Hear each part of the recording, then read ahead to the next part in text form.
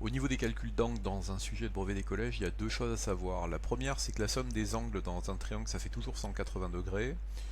Et ensuite, ce sont les formules de trigonométrie qui sont à connaître. Alors j'ai envie de dire plus ou moins, c'est-à-dire que certaines années les formules sont données et d'autres années les formules ne sont pas données. Donc moi j'ai quand même tendance à essayer d'imposer pour les apprendre, pour éviter les mauvaises surprises. Donc là ici c'est l'application directe du cours. Donc la première chose c'est identifier les côtés. C'est-à-dire que là ici je sais que AC c'est l'hypoténuse parce qu'il est en face de l'angle droit. Ici ensuite je vais tracer une flèche qui part de l'angle C parce qu'en fait on me parle de C donc c'est de lui dont il s'agit. Il est en face AB de l'angle C, donc ça veut dire que c'est le côté opposé, et le dernier c'est l'adjacent. Et après je dois savoir que ma formule du cosinus, c'est le côté adjacent, donc ici le côté adjacent, divisé par l'hypoténuse. Donc ça veut dire que ici mon côté adjacent voit bien que c'est BC divisé par AC.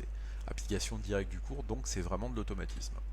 Ensuite ici on me dit DNB rectangle en B, vous voyez qu'il n'y a pas la figure, donc premier réflexe à mon brouillon, eh bien, je fais directement la figure.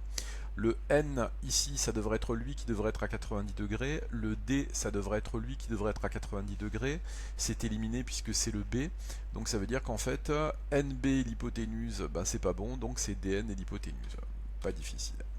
Ensuite ici c'est ce que j'expliquais tout à l'heure, la somme des angles dans un triangle doit faire 180 degrés, ça veut dire lui plus lui ça fait 180, lui je sais d'après mon cours que ça fait 90 degrés, donc ce qui veut dire que je fais 180 degrés moins les 90 qui sont ici, moins les 63 qui sont ici, ça me donne 27 degrés. C'est le même principe, hein, la somme des angles dans un triangle fait 180 degrés, donc ici 180 degrés moins le 95 qu'on me donne ici, moins le 45 qu'on me donne ici, et bien ici ça me donne 40 degrés, et vous voyez d'ailleurs que je peux le calculer tête assez facilement. Hein. Ensuite, c'est la dernière question que j'ai trouvé un petit peu bizarre, mais finalement qui n'est pas si difficile.